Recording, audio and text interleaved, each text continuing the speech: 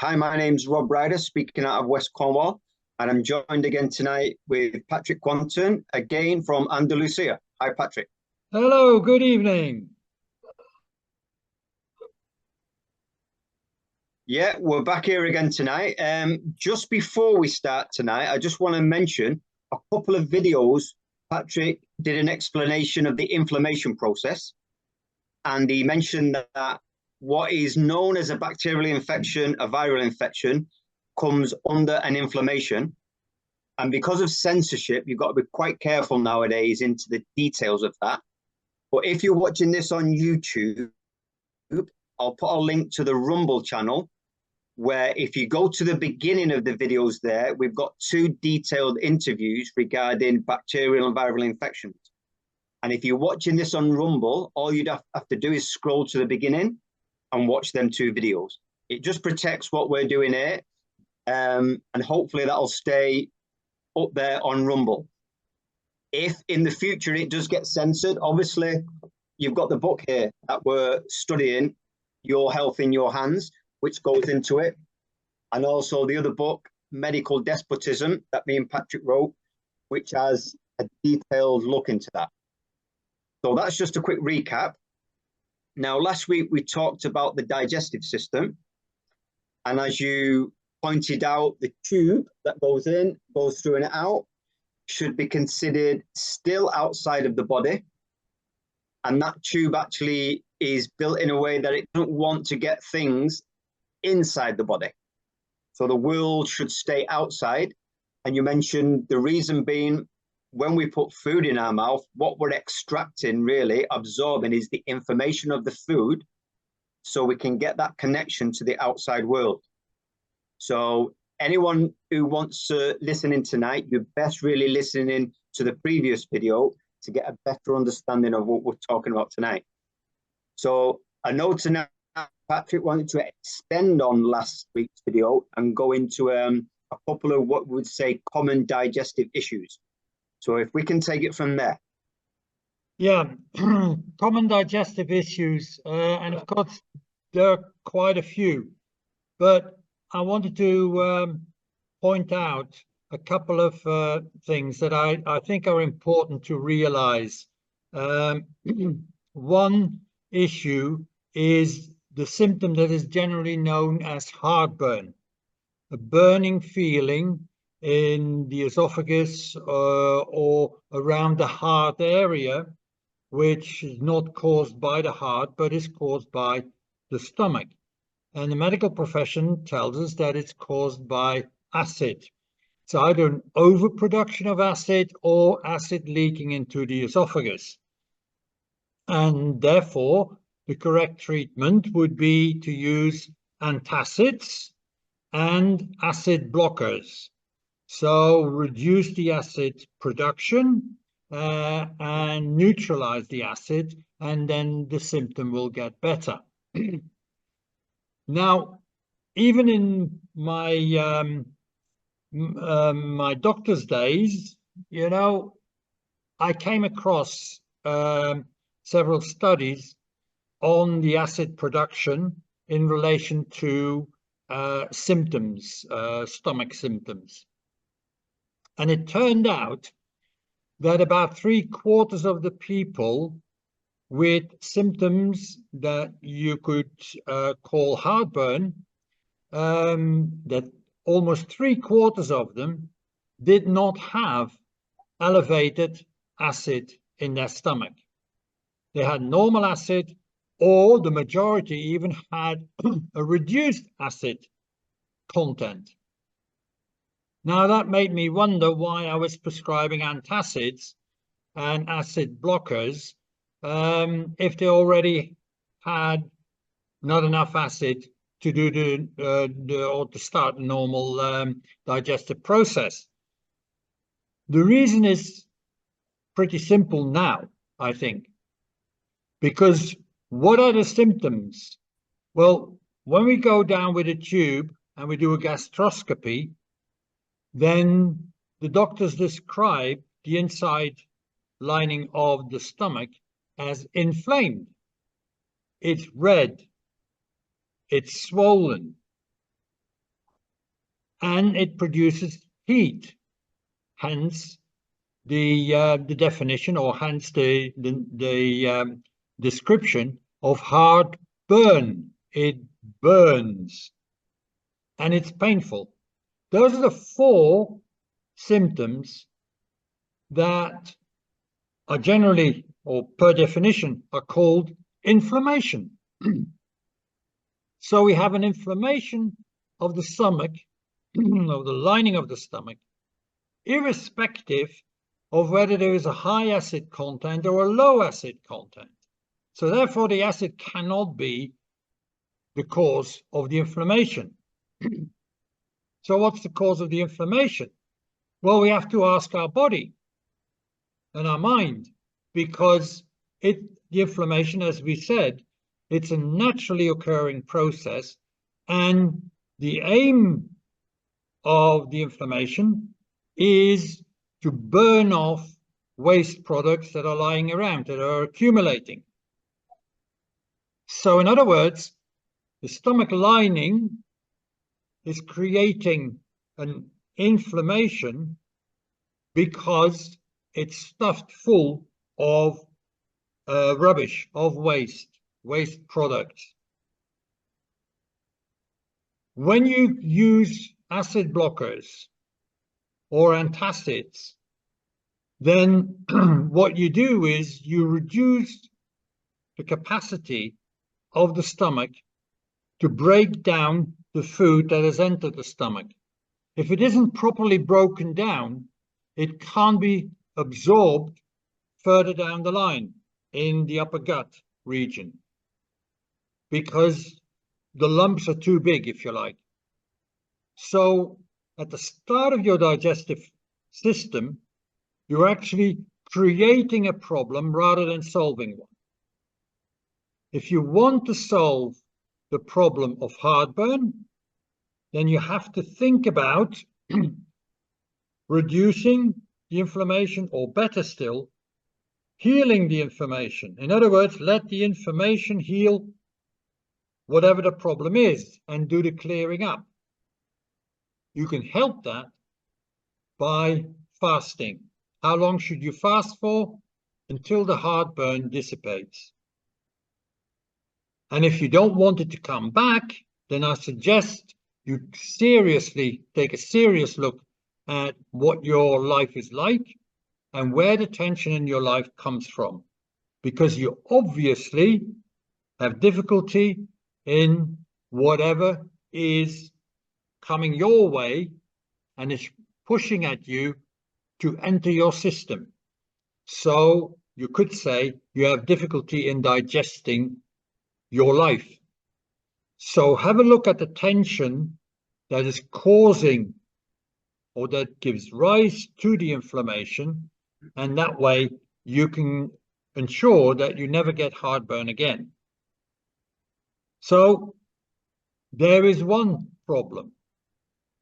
If we look at the entire system, digestive system, as you said, it's an open tube top to bottom. So you could think that whatever goes in at the top falls all the way through and comes out at the bottom end. That is only true for things that cannot be absorbed, that your system has no connection to at all. So the open tube is a safeguard that whatever has entered your system and cannot be absorbed or won't be absorbed, that it's not getting stuck somewhere. It passes all the way through, and that's fine. But that is not the first aim of your digestive system. In the upper part of the digestive system, you get the absorption of food, which is the absorption of information. And then the matter bit, the material parts, are quickly taken down to the recycling plant, as we've said, the liver. That's the top bit. The bottom half, or bottom part of your digestive system, of that open tube, is where the excretion happens. The excretion of waste products. So its main function is not to get rid of whatever has entered the system or has entered the digestive system, the open tube. The main point is that it collects cellular debris and deposits that, pushes it out of the body into the open tube, into the lower part of the gut. That is the excretion part. But the main function is to excrete cellular debris. So the bits that are not being recycled, we need to get rid of. And that is what the lower part of the digestive system does for us. So cellular debris is what enters the gut, mainly. Now, when you have difficulty in passing a stool, then we call that problem of constipation. You're constipated. Now, misconception here. Lots of people think that you are constipated, or you call it a constipation, if you haven't passed a stool for X number of days, X time. That is not correct. And I would like doctors to take note of this as well. The medical definition of constipation is when you have a hard, difficult to pass stool, you're constipated. It says nothing at all about timing. The fact is that some people have frequent stools, once a day, maybe twice a day. Others only have a stool every 3, 4, 5 days. But as long as the stool is soft and fairly easy to pass, they're not constipated. So they don't need any treatment whatsoever. So what is then the main problem? What is the cause of constipation? Cause of constipation is basically lack of movement. Nothing else. It has nothing to do with lubricants or anything like that. From studies going back 50 years, we know that people can be constipated, if you like, have or pass no stool for several weeks to over a month, and that they don't need any extra lubricant of any sort. When it's time, when the movement is there, then the debris in the gut will move along and you will be able to pass that. So it's a lack of movement that is causing the problem. Now, why would there be a lack of movement? Well, it can be one or two reasons. One is there's a lack of coordination, because in order to pass the stool forward, the gut is divided up into segments. So one segment will contract while the next one will relax, and that will pass the stool forward. And then this one will contract and the next one will relax, and so on. So if there's a lack of coordination, which then makes it a neurological problem, if we're just looking at it in the physical terms. Or second reason is that all the muscles are far too tight. They can't relax properly enough to accept the stools, and therefore there's hardly any movement. So too much tension.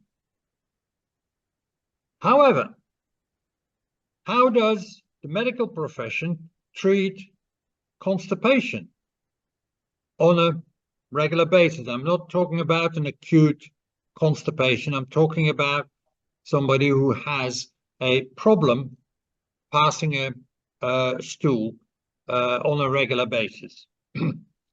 Well, they use some medication to try and stimulate the contractions of your muscles.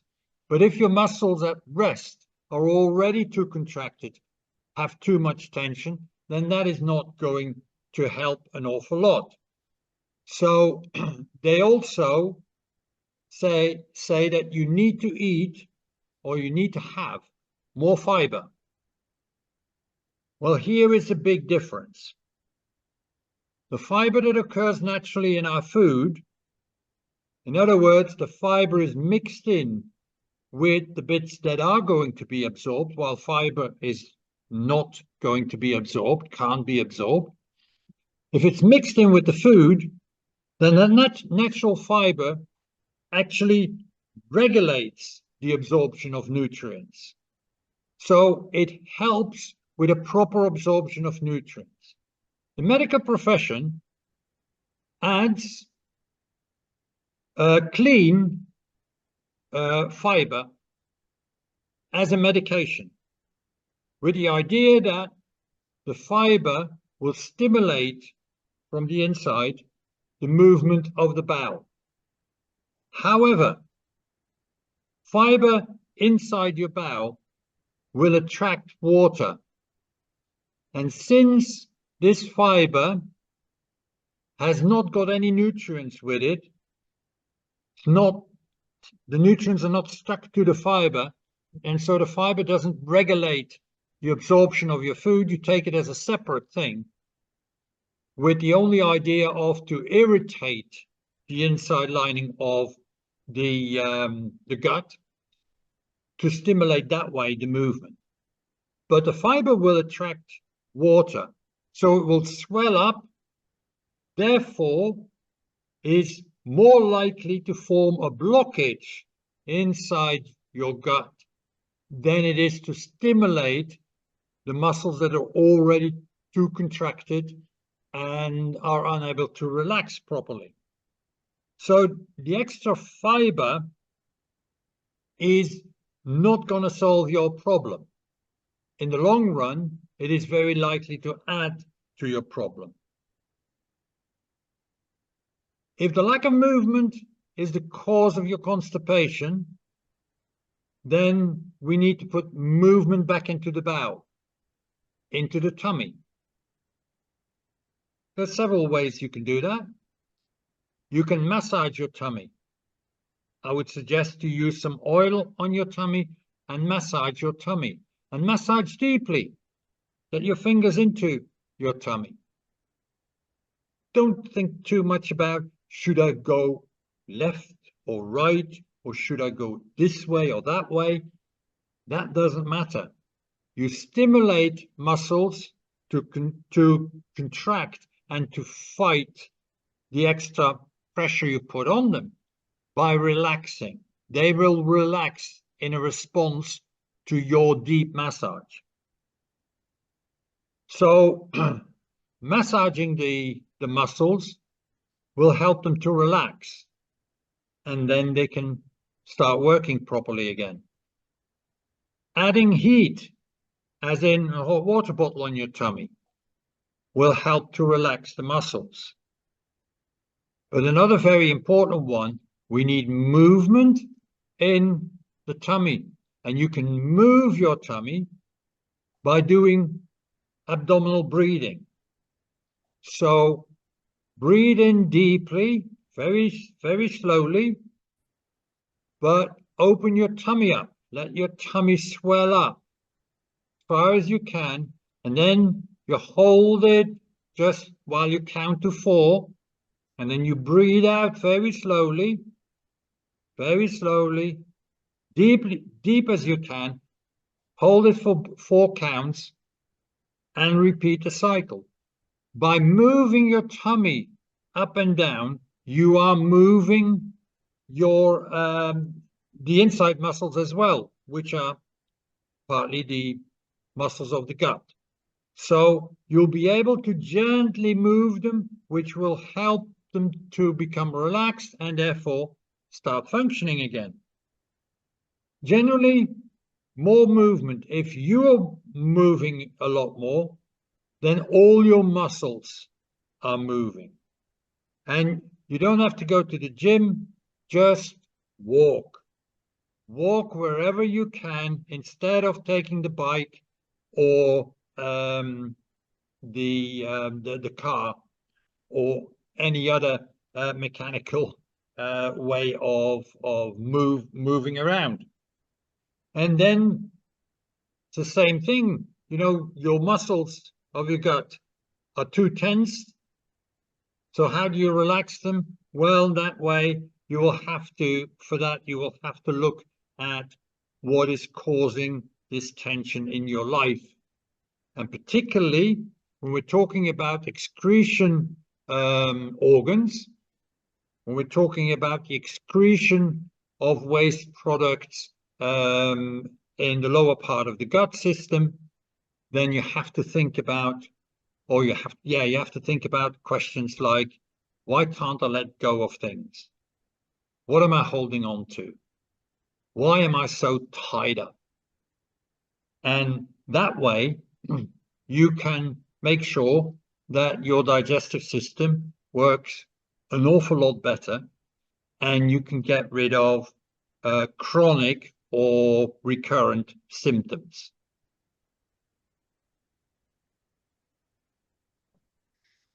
Right.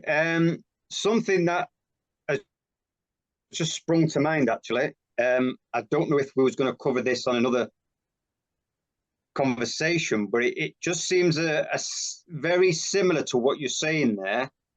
In when women have their monthly cycles, and they can be quite painful, it seems that it's a time not just to flush out an unused egg, but also flush out any waste, any cellular waste, but also emotional waste.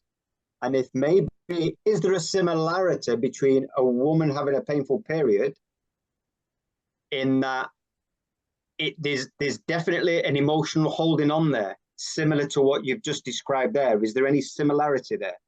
Yeah, because that is a clearing out time as well. And as you say, well, it has very little to do with the getting rid of the egg, if you like, because even if a woman is not producing eggs or a cycle without an egg, she will still have a period. So it's a clearing out. It's refurbishing, if you like, of a particular room in the house, all the old stuff out, and so we can get new one in. So the cells have a clearing out whereby they can function. They're ready to function a lot better. They have a lot more space, and yes, behind all of it is always an emotional, an energetic balance that is slightly disturbed, going one way or the other, whereby cycles, very short cycles, means that your buildup of waste products is so fast that in order to save the cellular function, it's got to have a clear out, or you can have much longer periods, much longer cycles, whereby you can ask the question about, why aren't you allowing this system to function properly? Why are you holding back on it? So there's always that question behind the physical manifestation. Yeah, I don't want to get sidetracked on this, but it's again another example of medical science allegedly coming in and helping people. Women can control the fertility, etc., etc. But we've mentioned in other conversations that what is known as the Billings method, the natural fertility, which has always been there. People have this knowledge. And you wonder, without getting off track tonight, what the consequences of women taking these period stopping pills. You know, not just holding in things physically, but holding in things emotionally. That's another example of allopathic suppression. Yeah, it with is. the long-term consequences that would be. Yeah. Yeah. We can go into that some other time then. Yeah. Yeah, because that's another interesting aspect. Also, so you mentioned earlier on, we digest life, not just food. So when I speak to people like this, I always try to give a live example that everyone will accept. And if you've got a presentation, if you're a public speaker, people, if you've got a footballer, you've got a big match, people say you get butterflies in the stomach. So that's a very simple example where what's happening in your life affects your gut. Another example I've heard you yourself mention, if you come home, you're ready to eat, there's a plate of food there, you get a phone call with some bad news, your system just shuts down, it doesn't want to eat. So that's another example how your emotions, your perceptions, what's happening in your life, which is purely an energetic thing, affects your physical gut. Yeah, absolutely. And of course, we can see those things, or we can make those links in acute phases of our life, as you just described a couple of examples. But when it goes on all the time, we don't recognize it anymore because there's nothing unusual about it. It's always like this. So it's very difficult for people to realize that that is behind it. But the first step to find out what it is that makes you constipated, or what it is that gives you heartburn, is to realize that your system knows what it's doing. Your system is always right. So if your system tells you this, then it's up to you to go and sit down, be quiet, stop thinking about it, and allow your feelings to come to the surface and see what you can find out. Because it is there, it's just that because it's always there, you don't recognize it as being a problem. Yeah, so I know you don't like names, and the medical profession like to give every variation of a symptom an individual name. So we have these names like irritable bowel, Crohn's disease, etc., etc. But basically, is the principle the same? Just realize, take a break, fast, relax, look at your life, see what you can't digest in your life. So regardless of the name given to your particular digestive issue, really, you have to do the same thing, regardless of what variation of that symptom is. Yeah. Crohn's disease, inflammation. There you go. Yeah, there you go. Irritable bowel syndrome is a problem with contractions of the bowel. You get cramps. Well, what is that? That's too much tension. There you go.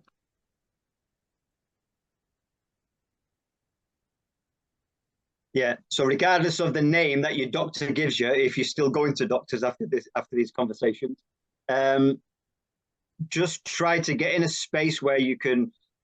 And I know yourself, you with lots of people that come to you, if you can, you'd recommend them to take 3 or 4 days off life and fast.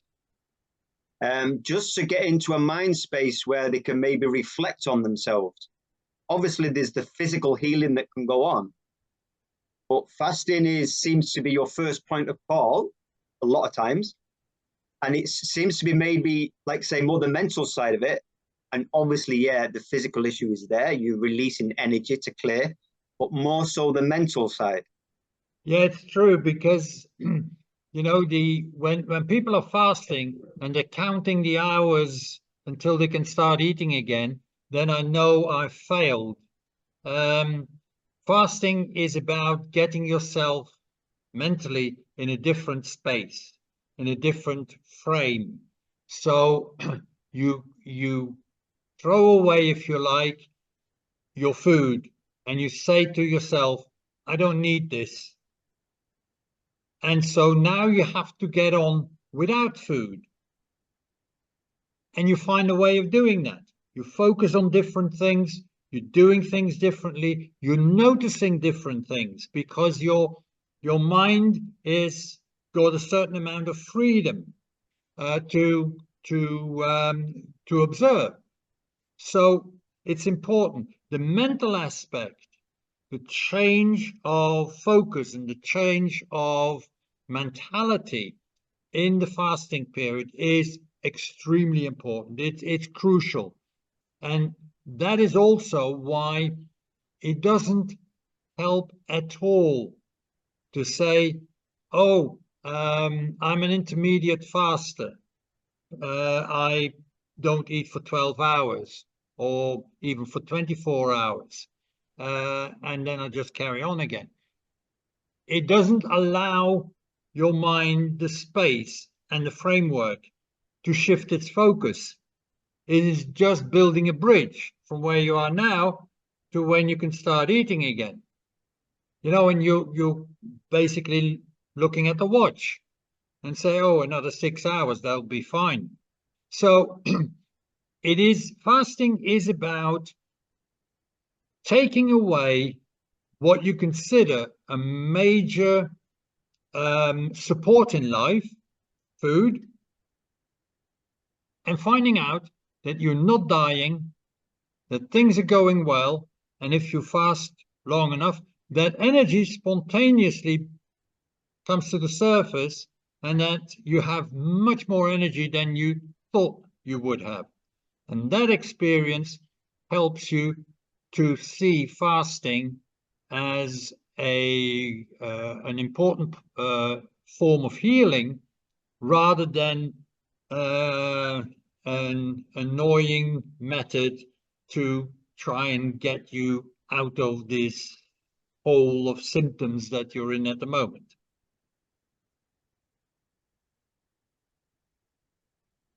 Yeah, I know we're just coming up to time now, so I just want to mention something that you've mentioned again.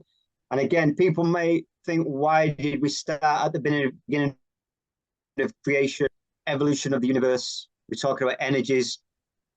But what you've mentioned tonight as part of practical things to do are always seem to revolve around pressure and temperature again, which is part of how things work in the universe and part of how you're going to fix things, pressure and temperature. Yeah, those are the two things that are changing frequencies and energies and energy fields. So all matter comes from, or sits within an energy field. Changing the energy field changes the matter. So what is really important, what is going to make a difference, is changing the pressure. We're talking about human life, changing the pressure on your life and changing the temperature in your life. And of course, it's not the case that if you move from Norway to Spain, that all your ailments will disappear overnight. No, because pressure is more important in the long run, is more important than temperature. But temperature will help. And we do know from especially elderly people that move down south to the sun, as they want to call it, that quite a few of their symptoms disappear or become a lot better. However, after time, these symptoms tend to come back at them. And the reason is that they haven't really changed their life or their lifestyle, not fundamentally. And so it all comes back to them. Heat has helped, but it's not the end bit. The end bit is, what's the pressure?